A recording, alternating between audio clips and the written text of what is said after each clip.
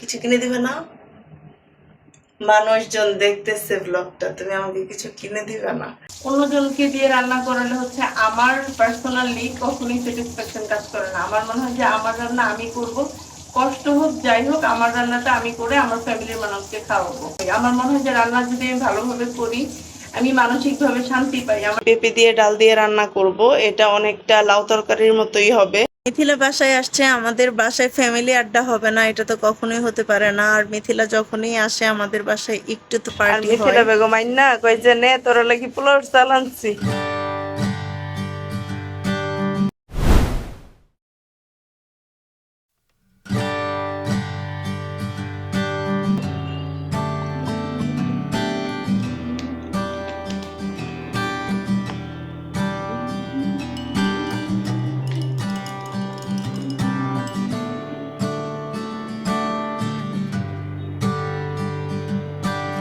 সকালবেলা ঘুম থেকে উঠেই আমি আগে এই পানিটা খাই। এটা খেলে হচ্ছে ওজনটা ব্যালেন্স থাকে, যেহেতু সারাদিন দেখা যায় যে আনহেলদি ভাবে চলাফেরা করা হয়, কিন্তু এটা খেলে আমি দেখছি আমার ওজনটা ব্যালেন্স থাকে। এমনিতেই তো যে অবস্থা, বাসায় বসে থাকলে মনে হয় যে ওজন বাড়তেই আছে। তো চলেন আমরা ব্লগটা কন্টিনিউ করি। আসসালামু আলাইকুম সবাইকে, কি অবস্থা সবার? সবাই কেমন আছেন? আশা করি সবাই ভালো আছেন। তো আজকের ব্লগটা আমি এখান থেকে শুরু করতেছি। তো আজকে সকালবেলা ঘুম থেকে উঠে আমি প্রথমে ফ্রেশ হয়ে ভাবলাম যে আজকে কি রান্না করা যায়। তারপর ভাবলাম যে না, আজকে আমরা একটু সবজি খাবো। তো আজকে পটল তরকারি আর পেঁপে দিয়ে ডাল দিয়ে রান্না করতেছি। কি রান্না করব, কিভাবে আজকের দিনটা আমরা স্পেন্ড করব আপনাদের সাথে তো অবশ্যই শেয়ার করব। আজকে আমার লাঞ্চ মেনু পুরো হচ্ছে ভেজিটেবলে, কারণ এটা পটল ভাজা করব আর পেঁপে দিয়ে হচ্ছে ডাল দিয়ে রান্না করব। আমার অনেক দিন যাবত মন চাচ্ছিল যে আমি পেঁপে দিয়ে ডাল দিয়ে রান্না করব, এটা অনেকটা লাউ তরকারির মতোই হবে। আর এটা হচ্ছে পটল ভাজা, এই পটল ভাজাটা হচ্ছে সবটা একসাথে ভেজে দেন হচ্ছে পেঁয়াজ বেরেস্তা, এই যে এখানে পেঁয়াজ নিচ্ছি, পেঁয়াজ বেরেস্তাগুলো উপরে ছিটাই দিব, এই আর কি। পটলের মধ্যে যদি পারফেক্টভাবে মশলাগুলো মাখানো যায়, যখন আপনি ভাজবেন দেখবেন সুন্দর একটা ফ্লেভার বের হইতেছে।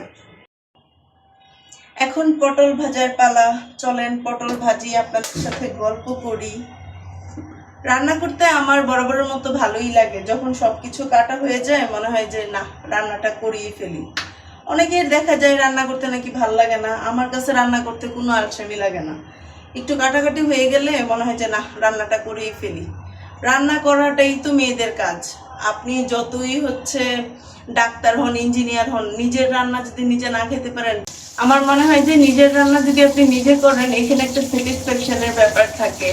আসলে আপনি কতটুকু মশলা পছন্দ করেন, আপনার খাবারটা আসলে আপনি কেমন খাইতে, টেস্টের ইস্যু থাকে। অন্যজনকে দিয়ে রান্না করালে হচ্ছে আমার পার্সোনালি কখনোই স্যাটিসফ্যাকশন কাজ করে না। আমার মনে হয় যে আমার রান্না আমি করব, কষ্ট হোক যাই হোক আমার রান্নাটা আমি করে আমার ফ্যামিলির মানুষকে খাওয়াবো।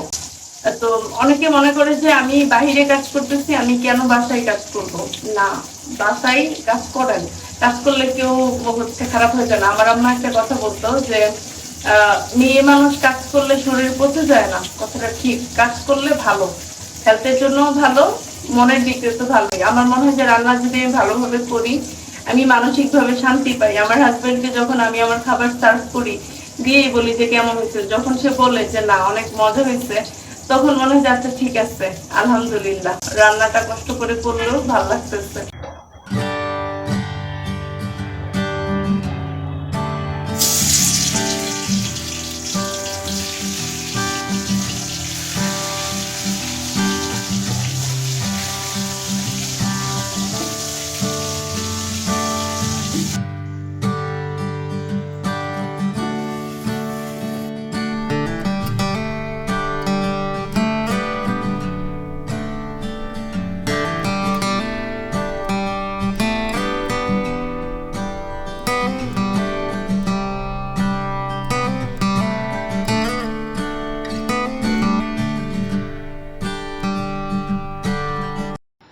রান্না শেষ করে এবার একটু হোম ক্লিনিং করা দরকার। বাসায় যেসব জায়গায় ময়লা জমেছিল সেগুলো সুন্দর করে ক্লিন করে নিলাম।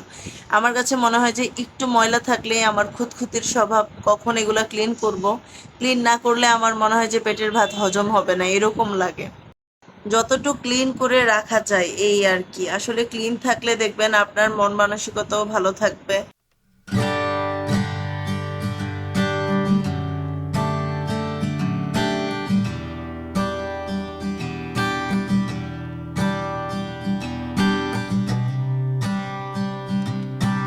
আমার কিছু কাপড় ছিল, সবগুলা কাপড় একসাথে দিয়ে দিলাম ওয়াশিং মেশিনে। আমার চিন্তা শেষ।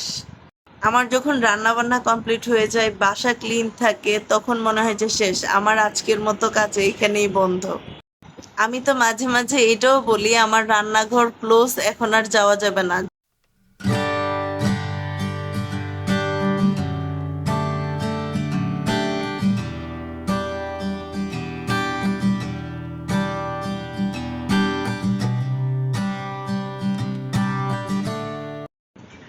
হ্যালো, বিকেলবেলা ঘুম থেকে উঠলে এত শরীর খারাপ লাগে। আপনাদেরও কি এরকম হয়? বিকেলবেলা ঘুমাইলেই মনে হয় যে শরীর এত ভারী লাগে। এই কারণে আমি বিকেলবেলা সহজে ঘুমাইতেই চাই না। ঘুমাইলেই মনে হয় যে না, আমার শরীর খারাপ লাগা শুরু করবে। আমরারে প্রায় আম্মা 5 কেজির মতো চাল দিছিল। আমরার চাল শেষ কবেই, ও আর হোস্টেলে খায় নাই। তুমি এগুলো কি করতেছো? তুমি ধরো ফালাই দিতেছো। থাকি এটি পরে করে দেবো না, এভাবে করতে পরে তো ঠিক হয়েছে। হুম, এরকমই করা লাগবে। আমরা তো কুলা নাই, কুলা থাকতো কুলা দিয়ে করুন গেল এটা না। আল্লাহ রে, কত কীর্তি করতেছো এই সালডে লইয়া। আর মিথিলা বেগম আইন না কয় যে নে তোরা লাগি পোলাওর চাল আনছি। একটা দিন নাকি খুলছে না কো, ব্যাচেলর লাইফ হলে যাও আর কি। হুম, একদম বিকাল হয়ে গেছে। বিকালবেলা মন চায় একটু ছাদের মধ্যে যায় একটু হাঁটাহাঁটি করতে। দেখেন আমাদের পেছনের যে ছাদটা, ওখানে সবাই হাঁটাহাঁটি করতে পারে, কিন্তু আমাদের ছাদের মধ্যে দরজা দেওয়া, যাও যার যতটুকু ঘুরতে মন চায় বাইরে যেয়ে ঘুরে আসো, আর না হয় যার যার বারান্দাতে যাও। আসলে ছাদগুলো যদি খোলা থাকতো একটু রিফ্রেশ লাগতো, কারণ সারা দিন কাজকর্মের পর যখন বিকাল হয় মন চায় যে একটু বাহিরে যাই। সব সময় তো আর বাহিরে যাওয়া যায় না। ছাদ খোলা থাকলে দেখা যেত যে একটু বাহিরে যায় রিফ্রেশ হওয়া যেত, কারণ সারাদিন কাজকর্মের পর ভাল লাগে না। আমাদের বাসার কিছু গ্রোসারির শপিং করতে হবে। দেখি যাই, কি কি নাই। বাসায় সবই আছে, অল্প কিছু জিনিসপত্র কিনতে হবে, তাই না? আমাকেও কিছু কিনে দিও। কিছু কিনে দিবে না? মানুষজন দেখতেছে ব্লগটা, তুমি আমাকে কিছু কিনে দিবে না? কিনে দিবে। কেন কিনে দিবে না? অবশ্যই কিনে দিবে।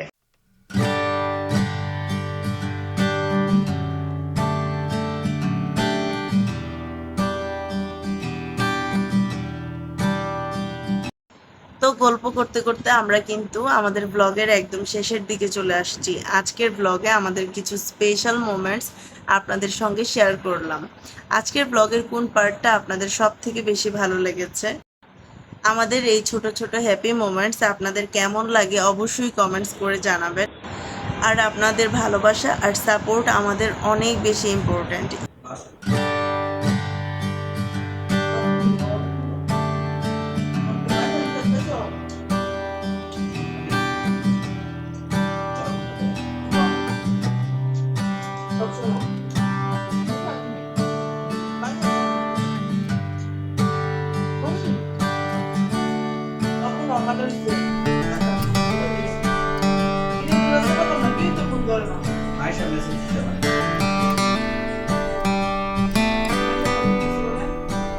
কেনাকাটা তো করতে গেছিলাম, মেইনলি কেনাকাটা আসলে আমাদের কোনো কিছুই না। আমিও তো বলি এমন টাইমে কেন সে বাইরে যেতেছে।